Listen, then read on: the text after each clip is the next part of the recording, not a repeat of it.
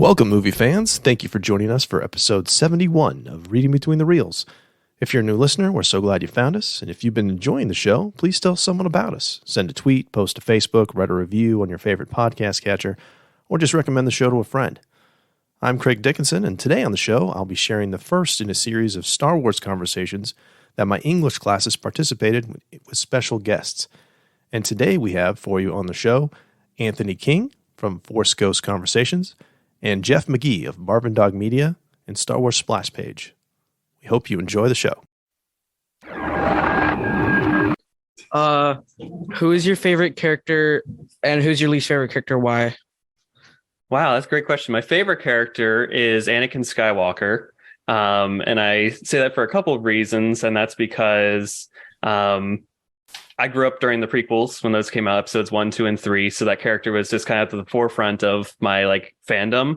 But also at the end of the day in episode 6, when Anakin Skywalker is redeemed, that's the ultimate theme of Star Wars, in my opinion, is that it doesn't really matter what you do in life.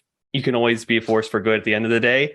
And that's the big thing that I always take away from it. So that's why I associate that with Anakin Skywalker. And that's why he's my favorite character. Least favorite character?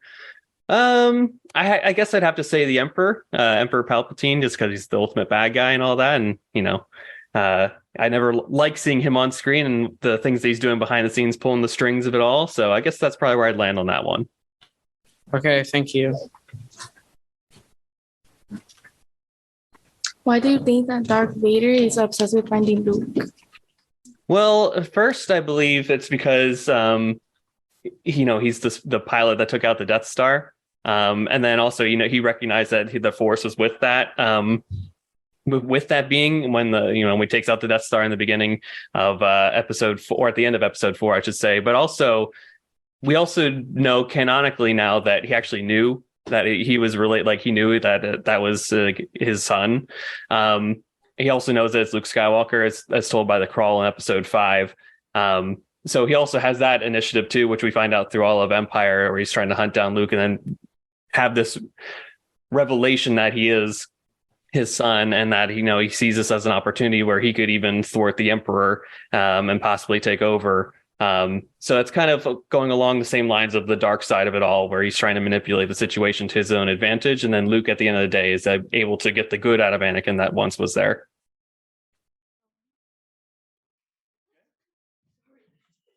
Who do you think is braver, Anakin or Luke? Who I think is better? Braver. Oh, braver. Oh, that's a great question. I guess I would say, oh, wow. Depending on the day, I guess I could answer either way, but I'm going to say Anakin right now. I think to be a 9-year-old kid and then to have to literally choose to leave your family, your mom, and go join this incredible group of space wizards out there. I mean, that's got to be pretty astonishing, a choice to make at that young of an age, in my opinion. Whereas Luke is, 18, 19, choosing to leave the farm when both of his aunt and uncle are dead. So he really doesn't have another option in front of him. But Anakin really has a really hard Sophie's choice in front of him, if you will.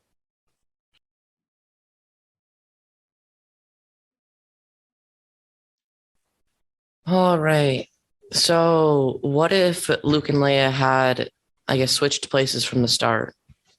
That's another great question. It's swapped, I guess. I think it, yeah, that's a really good one. I mean, that's a great what if. I would say it probably ends up the same way at the end of the day. They probably connect with each other at similar points. I think it actually follows through the same way as it would. I don't think the story changes too much. Now, of course, their characters are slightly different, probably how they get from point A to point B. I think Leia is more determined and brash than Luke is at times. But overall, I think that, and even there's a chance there that, maybe Leia is the ultimate Jedi. I mean, they both have Force abilities. So I think it all ends up the same at the end of the day. Okay. Thank you. You're welcome.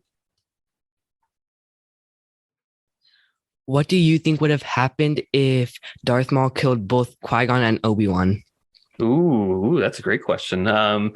So I think that in that case, that's Maul's ultimate victory. I think he's really the pupil that he always wanted to be for Palpatine. And instead of being cast aside as another character, or a failed character in his opinion. I think he's the number 2. I think they assert themselves. Probably the Clone Wars still happen as they were intended to. I think that was part of the grand plan of it all.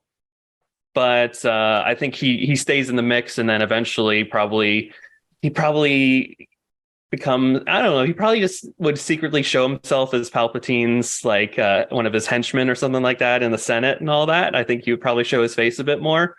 I think that he would do that, and then eventually maybe the plans just wouldn't necessarily be like go to Dooku and then to Anakin and all that stuff. I think Maul would probably just have stuck around a bit more. Yeah. Well, thank you.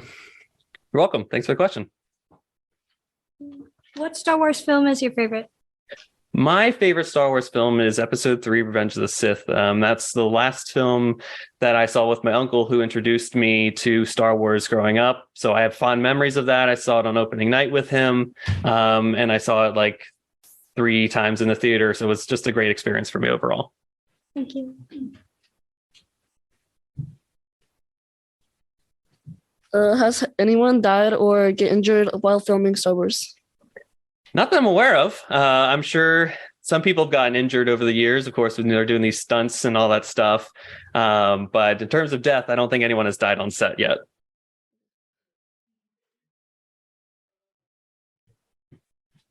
How do you think Obi-Wan feels as his duel with Anakin begins? Explain. Wow. Yeah, I think Obi-Wan is just... he's in a rough place at that point in time, right? You know, this is the person that he's literally raised as his kid.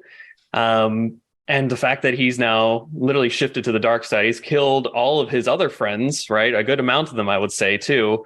And I don't think Obi-Wan can really put himself in the same headspace. And he's just like, what have you become? What are you doing? I can't even recognize the person that's in front of me right now. So that's clearly I'll do what I must, right? You're clearly not in a place where I can talk to you right now, talk any sense into you at this point. The only way that we can solve this is through a clash of lightsabers, and that's what happens. Thank you. You're welcome. How do you feel of Han Solo? I love Han Solo. I think he's a great character. I personally relate to him a lot because I think as I get older, there's this like tug pull that we have of, wanting to be this cool guy, cool character at the end of the day. But, Han at his core is a good guy, as we learn in Solo, a Star Wars story. And it shows it through the original trilogy, of course, too, where he's always there for his friends. He's there when you need him. And that's something that I aspire to be for my own personal life, too. Okay, thank you. You're welcome.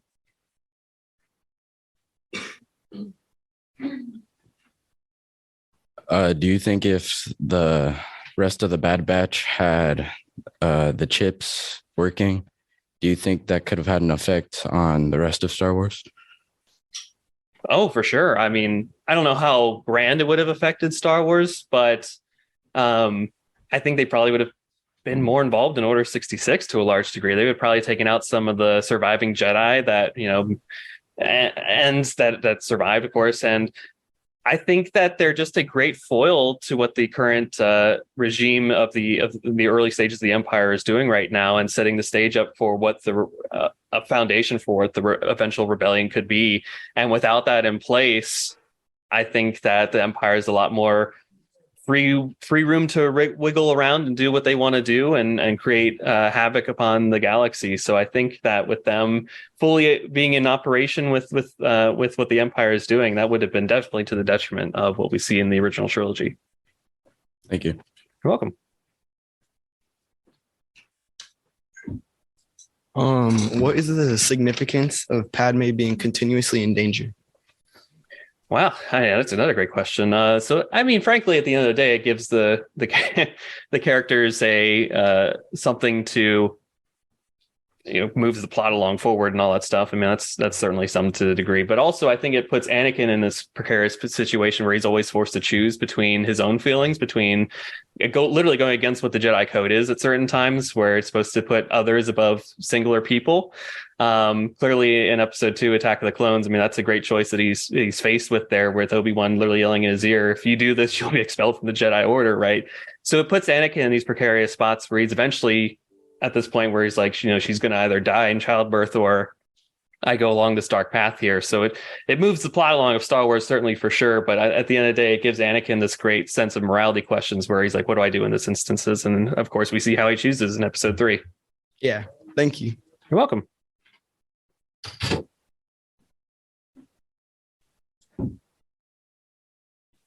What's up? Hey. How's your day going? Yeah, pretty good. Thanks. Oh, that's pretty sick. How come Kylo Ren's sword is like different? So his actually is like in canon, it's a bit of a throwback to earlier Star Wars stories, so the High Republic, the Old Republic, and that type of stuff. It's called a crossguard lightsaber, so it's kind of referring back to an older time, and that in terms of its design. So I think it's pretty cool design at the end of the day too. Oh, that's sick. I didn't know that. Yeah, you're welcome. That's so sick. Thank you. Why might it be a bad idea to give Anakin the assignment to protect Padme? Well, I mean, because it put them together, which I think he's young. He certainly has an interest and an infatuation for her, as described. He's been dreaming about her ever since he saw her last, right? So to put him in this position where he could have this temptation of like these romantic entanglements that certainly are against the Jedi code at this point, at least in terms of episode 2, putting them together is certainly, and also Padme is also a very strong-willed person where she's going to do what she wants to do. And certainly, as we've seen in both episodes 1 and 2, she keeps that through and through.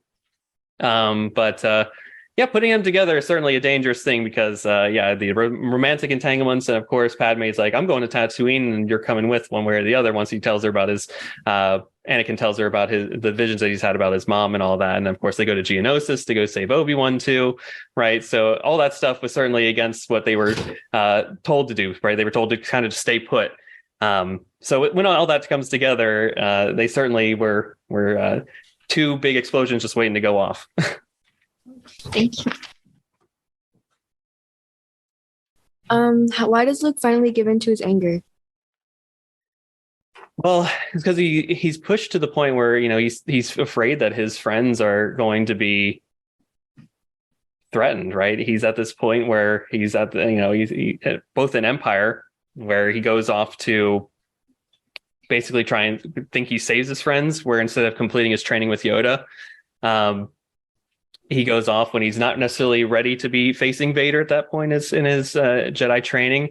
And also in episode 6, when he kind of gets into it a little bit, when he's fighting Vader and Vader finds out about his sister, right? Something that he wanted to keep away from, that truth away from him as a overall.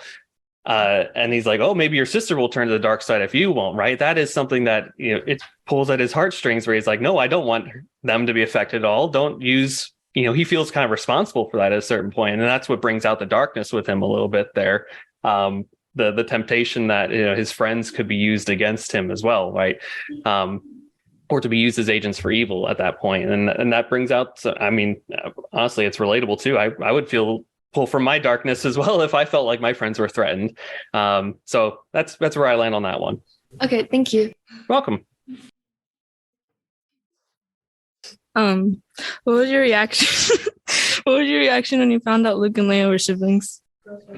Wow, that's a great question because I watched them in such a weird order that I I knew what would happen like in the movies before I actually watched it for the first time. You know what I mean? Like it was just like one of those things that was such a part of our pop culture for me growing up that I knew that they were siblings before. Like it wasn't such a big reveal in the movie itself to me.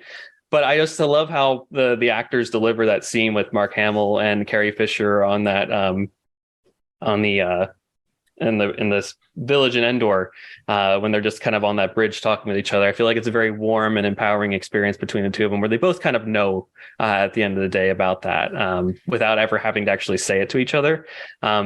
So I guess it wasn't really such a big reveal to me at the time, unfortunately. But it definitely is. I'm a big fan of it story wise and what it does for Star Wars overall.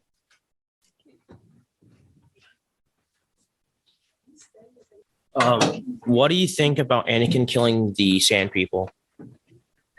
Well, it certainly is a great point in his journey to the dark side, right? It shows that he is willing to give into his anger, that having these attachments is potentially something that could be used against him, right? His attachment to his mother and eventually be used for Padme.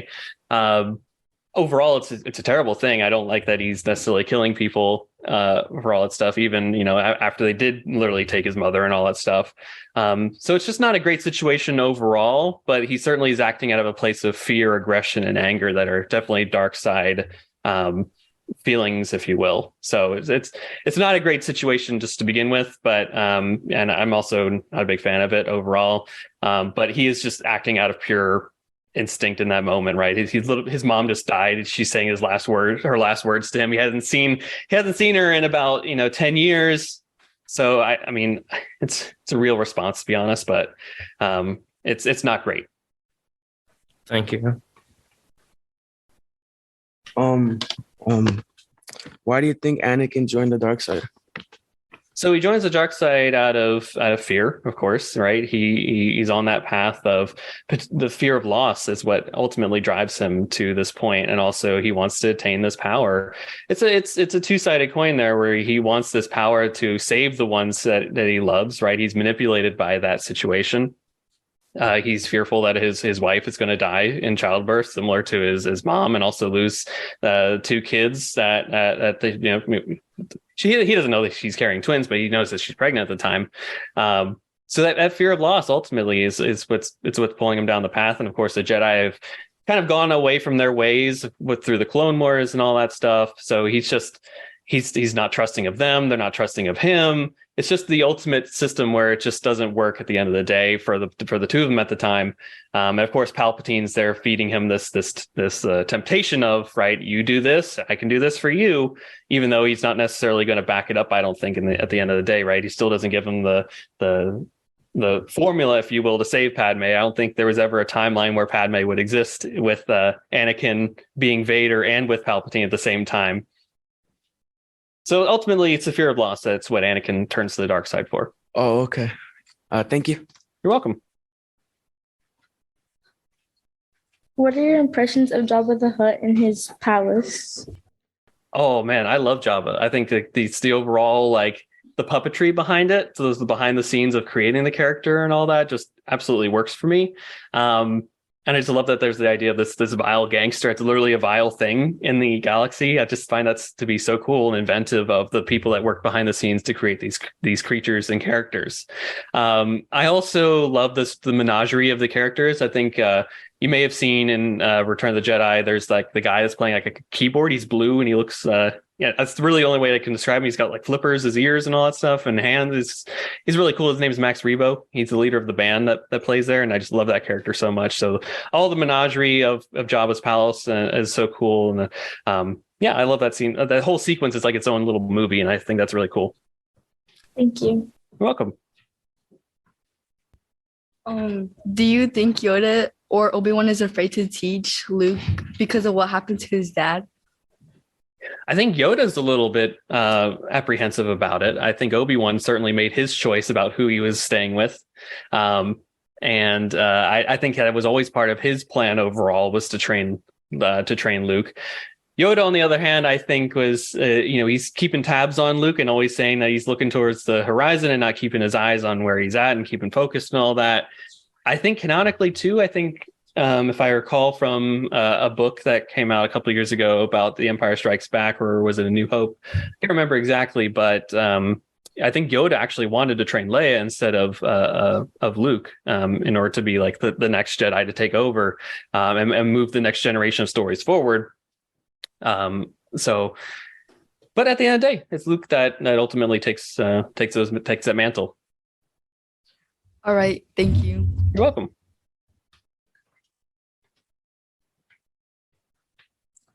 Why do you think the Imperial officers are more afraid of the Emperor than Darth Vader? Ooh, that's another great question. I mean, well, because Vader ultimately serves a higher master too, and if Vader is potentially afraid of somebody, and I'm afraid of Vader, then I should certainly be afraid of who Vader is afraid of, right? And if you see Vader, that's really bad, but the Emperor really doesn't come out for a whole lot of reasons. So if he's making a house call, if you will, something's really wrong. So for all those people working on Death Star 2 that aren't necessarily moving fast in the construction process as they would like, they're certainly, their jobs are in jeopardy and their lives are definitely in jeopardy too at that point. Thanks. Good morning. Hello. Why was the Emperor so obsessed with replacing Vader with Luke? My take on that has always been that because George Lucas introduced the concept of midichlorians in the sequels, when Vader got his limbs cut off, that depleted his midichlorian count. So technically, Luke was stronger in the Force than Vader was. So you know how some people like to trade their car in for a new model? I kind of feel like that's what the Emperor was doing there. He just wanted to trade up for a new model. Thank you. Sure. Do you think that Order 66 has correlation to friendly fire from games like Call of Duty? Oh my God. Oh, wow. It's a good question. Full disclosure, I've never played Call of Duty, but I have friends who play it and I've watched them play it a lot. But possibly. Yeah, that's it. Well, tell me a little bit about, is that a campaign or something within Call of Duty? What is friendly fire considered? Friendly fire means that like you can harm your friendlies. Gotcha. Okay, I thought maybe that was like a version of Call of Duty. I think that's a good way to look at it. But at the end of the day, the clones were programmed to, when Order 66 was invoked, they were programmed to see the Jedi as their enemies. So I don't know. I think the Jedi would see it that way, but the clones wouldn't. So yes and no. Okay, how's that for a non-committal answer? Great question. What were your thoughts about the clone troopers fighting for the Jedi? The clone troopers fighting for the Jedi? Yeah. I felt good about it. I thought I had a hard time believing that not a single one of them would have any misgivings about going after these people that they'd served with. So to me, it was sort of like being asked to go after your commanding officer or something, or a friend. So I actually liked that. I liked that they went there with the storytelling. What did you think? It was cool. Okay. Yeah. Why do you think Anakin stayed on the dark side after Padme died? Why did he stay on the dark side after Padme died? Okay. Yeah. We're actually, so one of my podcasts that I work on is Star Wars Splash Page. It's about Star Wars comics. And there is a storyline going through the comics right now in the Darth Vader comic about that. He thought she was dead. He thought that she had died. I thought that he had killed her. And so at that point he was like, well, I kind of took it to mean that I'm all in. So if I go back now, it's just going to waste her life. So at least if I do this, if I keep going down this path, I can do what I set out to do and honor her memory, which is messed up. But I think that's kind of where he was in his mind. That's how far gone he was. What do you think? I don't really think that he knew that she died, but like when he choked her, I think that he knew that she died, but like I don't know why that like he stayed on the dark side. Yeah, he was just messed up. Yeah. I think he was just mad because his mom died. Yeah, that's a good part of it. Yeah, my friend Matt always just says the main storyline for Anakin is just, man, chill out. If he had just learned to chill out, things would have been just fine, right? Yeah. Awesome. Thank you. Sure, good question. How do you think Padme died? How did she die? I think that they say in the movie that there's no reason for her to die. The assumption is that she kind of died of a broken heart. I think that she just kind of. That's a great question. Some people think that she died because the Emperor siphoned off her life to give it to Vader. And I think there's something to that, but there's nothing in the story to indicate that. So my theory on it is that she was just so heartbroken at Anakin's betrayal that she saw no reason to go on, which is messed up because she just had kids, right? Why wouldn't you want to live for your kids? So I think there was probably something more to it, but I think it was probably just the strain of everything. Maybe when Anakin choked her, maybe he did. Maybe that is what did it. I don't know. What do you think? I think she died of a broken heart. Okay, that's fair. Hello. Hi. So I was wondering, in the Clone Wars, Ahsoka leaves Anakin as the Padawan, and I was wondering if Ahsoka would have stayed as Anakin's Padawan, if she would have also died with the rest of the Jedi, or if you think she'd live. I'm afraid she probably would have died because she would have been in the middle of all of that, right? And she was still young enough when it happened that, she did survive because you've seen the episode where they came after her at the end of this season. Yeah. I think she would have tried her best to get out of there, but I think her guard would not have been up as long. So I think she probably would have been killed. So I think that was what saved her life. What do you think? I think she might have gotten corrupt by Anakin because of his way of thought. It's interesting. Maybe I'm gonna have to think about that. That's good. Thank you. All right, thank you. Why was Star Wars set for a long time ago? I think that's because George Lucas didn't want it to be set in the future, and his whole thing was this is sort of a fairy tale, and fairy tales are always long ago and far away, like in a kingdom far away or whatever. And so I think that sort of just sets it up as being more of a mythology than a science fiction story. I think he didn't want it to be science fiction; he wanted it to be fantasy. Okay, and that's what I've always thought about that. Good question.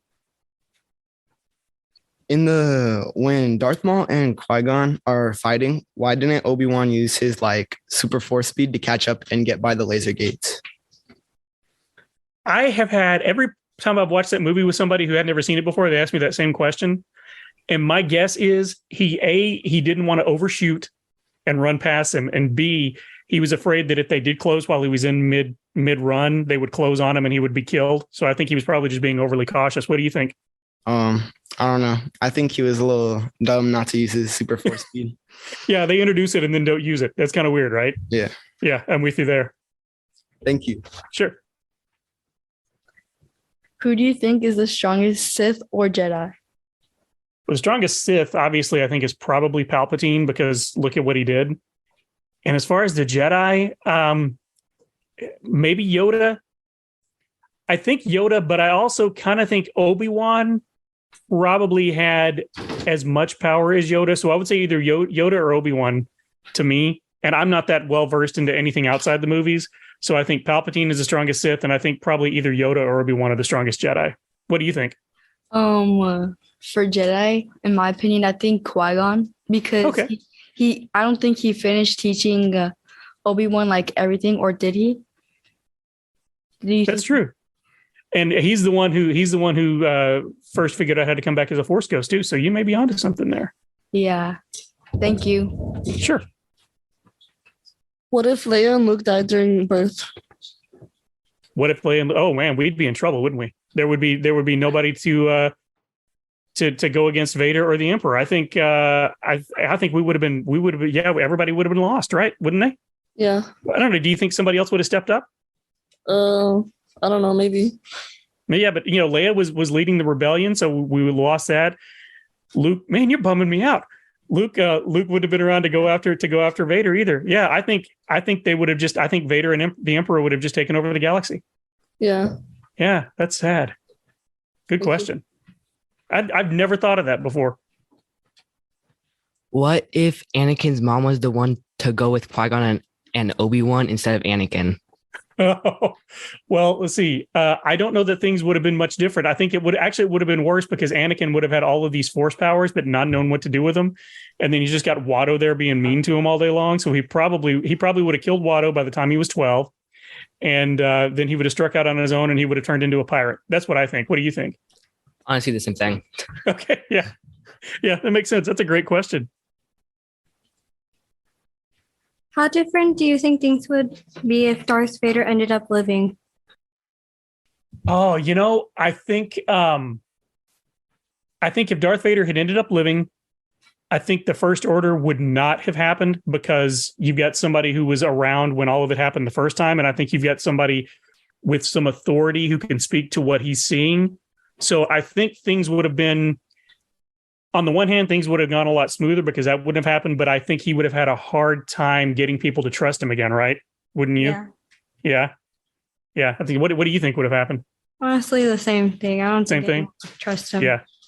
Yeah, exactly. Yeah. It'd be hard to trust somebody after that, wouldn't it? Mhm. Yeah. Great question. So, what if Mace Windu had successfully killed the Emperor? Oh, man, that's tough. On the one hand, it would have stopped everything in its tracks right then. But then you've got a Jedi who has just killed the leader of everything. So I think somebody else in Palpatine's camp would have stepped up and would have started doing everything behind the scenes again. And I think the same thing would have happened. I think it would have just taken longer. Yeah, probably. Probably so. You think so? Mhm. Yeah, that's a good question. Yeah. It would have been a mess. All right. Thanks. Good question. How come they never use that like speed thing, like the force thing, like in any of the movies? Any other movies? That's an excellent question. And my only answer to that is George Lucas wasn't a very good writer. Mr. Dickinson might slap my hand for that, but I think it was just No, I think it's the same thing as like, why all of a sudden, why could R2-D2 fly in the prequels, but not in the others? I think it was just something that nobody thought about until then. And then, actually you could make the case though, that there was nobody around to teach it to anybody else. So I'm going to take back what I said about George Lucas, Mr. Dickinson. I'm going to take it back. I think it's because there was nobody around to teach Luke how to run fast. That's what I'm going to go with. What do you think? They just didn't teach Yeah. They didn't teach. I don't know. They just didn't learn it. Yeah, there was like I said, there was nobody around to teach it after all the Jedi were killed. Right? Yeah, I think you're probably right. Yeah. Good question. All right. Have a good day. Oh, is he shutting it down now? What causes Vader to break away from the dark side and the control of the Emperor? I think it was seeing his son. I think he finally realized, this guy's killing my kid. I've got to do something about this. And I think in that moment, I think he was remembering everything that the Emperor had told him and realizing all of those lies, right? Because he didn't even, he thought Padme died, didn't know he had a kid. I don't know why it took him that long to get to it, but that's what I've always thought, is it just, he couldn't take his son suffering like that. What do you think? Yeah, kind of I think that he realized that being on the dark side doesn't actually save lives. So he kind of felt bad. Yeah, I think you're right. Good question. Thanks. How do you think Anakin got the scar on his eye? Oh, if you watch the Clone Wars cartoon, not the one that was on Comedy Central, but Cartoon Network, there's another one that Gendy Tartakovsky did that shows how he got that scar. And it was in a battle with, was it Asajj Ventress, Mr. Dickinson? Yes. I think. I should Yeah. do that. Yeah. Yeah. She gave him the scar. But yeah, they never answered it in the movies, though. Yeah, he just showed up. So if I hadn't seen that, I would just assume that he cut himself shaving. I don't know. Good question. Do you like Luke? Do I like Luke? Yeah, I like Luke. I like Luke a lot better now. Since the sequel trilogy has come out, I actually like him a lot better than I did in the original trilogy. And not that I didn't like him before, I just didn't find him that interesting. But I think what they did with him in The Last Jedi was a lot more, made him a lot more interesting. Do you like Luke? Mm-mm. Oh, what do you not like Luke? He's annoying. He's annoying? Yeah. Who's your favorite character? Probably Palpatine. Oh, wow. Palpatine. You know what? He's an interesting character. I can see that. I can see that. Mine is Han Solo all the way. Why is Darth Vader so obsessed with finding Luke? That's his kid, man. That's his kid. He may not know it yet, but that's his kid. He blew up his toy. He blew up the Death Star. If somebody blew up your car or your house, wouldn't you want to get revenge? Yeah. And I think he can feel the Force and he can feel that connection. And I think he just wants to confirm that he is who he thinks he is. What do you think? I don't know. Okay. Well, that's what I think. So feel free to steal that idea. What do you think would have happened if Anakin wouldn't have died? If Anakin, well, somebody had asked, you mean if he hadn't become Vader or if he hadn't died at the end of Jedi? Died at the end. At the end, yeah, it's like we were talking about before. I think he would have had a hard time assimilating because nobody's going to trust him after he kills, everybody and everything. But I think at the end of the day, it probably would have meant that the First Order didn't come around. Yeah, good question. What do you think of the way Han and Leia interact with each other? Han and Leia, I think that's my favorite part of all the movies is Han and Leia's story. So it's really, I think it's real. It's one of the more like authentic things in the films because you've got these two people that start out hating one another and then they realize they're actually in love. But I love it. It's my favorite thing in the movie. What do you think about it? The same thing you said, like hate to love. Yeah, exactly. Yeah, exactly. Hey, what did you think about General Grievous when you first saw him? I thought he was cool. Well, see, my first introduction to him was in that cartoon series I was talking about before, the hand-drawn animation. And he looked kind of goofy because when he had all of his lightsabers, he was hopping on one foot. But when I saw him in the Revenge of the Sith, I thought he looked really cool. And I was sad that he turned out to be kind of a punk. Yeah. What do you like Grievous? I thought it was cool until he died in Revenge of the Sith. Exactly, right? He died too quick. Yeah. Died too easy. He got shot like 3 times and then went down. Yeah, exactly. What's that about? Cyborg. Exactly. Yeah, and he's got 4 lightsabers. How do you kill somebody with 4 lightsabers?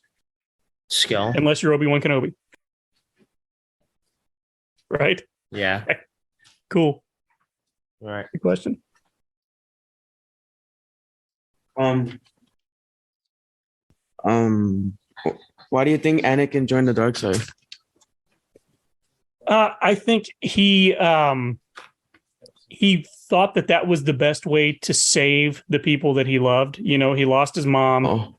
He lost his mom. He was afraid he was going to lose Padme, and I think that he thought that was the path to power. And he's kind of a control freak, and that's what the dark side is all about, is about controlling everything. And so I think it was just very attractive to him because he basically was told that all of his bad instincts were okay. Oh, okay. Yeah. Thank you. Yeah, sure. Question. What do you think would have happened if the Emperor won Luke over to the dark side? There is a Star Wars comic called Infinities where it's actually Leia that falls to the Emperor, but not Luke. I think that we would have been in trouble. I think that Luke was a more power at that point, was a more powerful Jedi than Vader, and I think had he joined up with Palpatine, I think they would have overthrown the entire galaxy. It would have been bad news. What do you think? I completely agree. Thank you. Yeah, sure. What's your opinion on only Rey getting the chance to get the Temple Guard's lightsaber and not Luke and Anakin? You know what? I'm okay with that because it was something we didn't really know about ahead of time. So I'm good with that. I like Rey as a character. Do you like Rey? Absolutely not. You don't. Okay. Why do you not like Rey? This is interesting. Why would I not like Rey? I don't know. Why wouldn't you like Rey? I love Rey. I literally don't like Rey in every single way. Okay. Fair enough. Especially because she calls herself a Skywalker, even though she's not. That was one thing I didn't like. I would have preferred her to just say, I'm just Rey, because I loved in The Last Jedi where they told her she was nobody. And I did not like in Rise of Skywalker where they determined she was a Palpatine. I would have preferred at the end, instead of her saying Rey Skywalker, she just said, just Rey. That's me though. But I like Rey as a character. I get why people don't. But yeah, that was my take on it, was that they didn't really know about it. And she was maybe the one that they could trust with it. That's my take on it. Thank you. Sure. In the movie, The Phantom Menace, when Qui-Gon Jinn dies, you think Obi-Wan used his Jedi powers, or was it his feelings? I kind of think he might have tapped into the dark side a little bit, because he really did get upset. And, we're taught that fear and anger lead to the dark side. So I think there was a part of him that tapped into it. But I think Obi-Wan is good enough and strong enough that he accessed it, but then immediately shut it down. But I definitely think that there was a little bit of dark side power in there that let him get the upper hand on Maul. What do you think? I think it was his feelings because when Qui-Gon Jinn died, he went like mad because like Qui-Gon Jinn died and like it was like his master and like he loved him so much. Yeah, and there was nothing he could do about it, right? Yeah. Yeah. Yeah, good question. How do you feel when Jar Jar Binks gave emergency power to Palpatine? That was George Lucas thumbing his nose at the audience at everybody who hated Jar Jar from the first movie. So he was like, okay, fine. He's not going to be in this movie, but he's going to cause everything that happens up to this point. I think it made sense from a story perspective, but I don't understand why anybody would put that guy in charge of anything, right? Yeah. Yeah, that was me too. I thought it was dumb, but it made sense from a story perspective. Okay, thank you. Good question. Hi, it's me again. Hi. What character do you sympathize with? What character do I sympathize with? Definitely Han Solo. He is my favorite character. He's this guy who sees all these people around him who can do all these great things, and all he can do is really fly around this jalopy and talk to his best friend who's a dog, and that's pretty much me in a nutshell. So I sympathize with him, and I identify with Han Solo quite a bit. I'm not nearly that cool, but that he was always sort of my entry point in the story. What about you? I feel like I sympathize with Jar Jar Binks because he's a king. And he's like an alpha. Oh, okay. That's one way to look at it. Yeah. Thank you for answering my question. Sure. How does Leia treat her rescuers? How does Leia treat her rescuers? Not great, right? She's kind of rude to them. She calls Chewbacca a walking carpet, which is, to me, kind of racist. And she just starts talking smack to him. It's sort of like biting the hand that feeds you, right? I guess, maybe. I don't know. But I guess she's got a point. When you're smarter than everybody in the room, I guess you can do that, right? Yeah. Good question. Hi. I was wondering, so in The Last Jedi, Kylo Ren killed his uncle, or didn't kill his uncle, kind of. But do you think if he wouldn't have disappeared, do you think that would have had a significant change on the last movie? On the Rise of Skywalker? I think so. I feel like I think had they known Carrie Fisher was going to die in real life, they wouldn't have done it that way. Mm-hmm.